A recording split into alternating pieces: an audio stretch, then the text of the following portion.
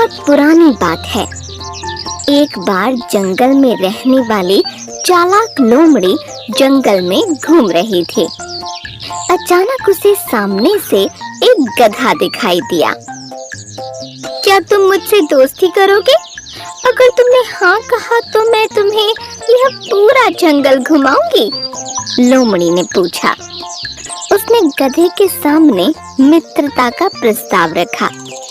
गधे का कोई मित्र नहीं था। उसने लोमड़ी की मित्रता स्वीकार कर ली।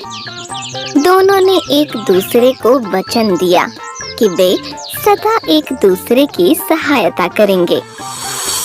उस दिन के बाद से दोनों अपना अधिकांश समय एक दूसरे के साथ गुजारने लगे। वे जंगल में घूमा करते, घंटों एक दूसरे से बातें किया करते। गधा लोमड़ी का साथ पाकर बहुत खुश था।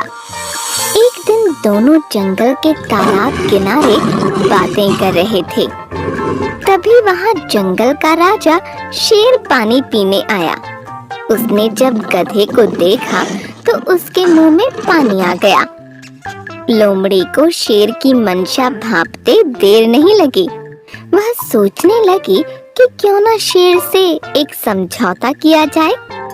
मैं उस गधे को मारने में सहायता करूंगी। इस तरह मेरे भोजन की भी व्यवस्था हो जाएगी।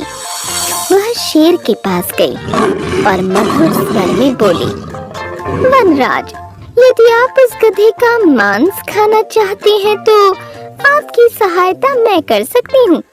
बस आप मुझे वचन दें कि आप मुझे कोई नुकसान नहीं पहुँचाएंगे और थोड़ा मांस मुझे भी दे देंगे। शेर भला सामने से आ रहे प्रस्ताव को क्यों अस्वीकार करता?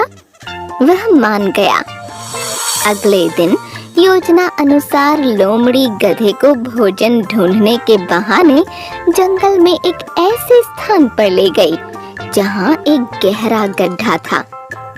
लोमड़ी की बातों में उलझे गधे की दृष्टि गड्ढे पर नहीं पड़ी और वह उसमें गिर पड़ा।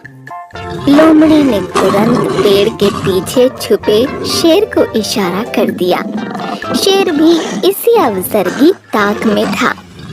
उसने पहले लोमड़ी पर हमला किया और उसे मारकर छककर उसका मांस खाया।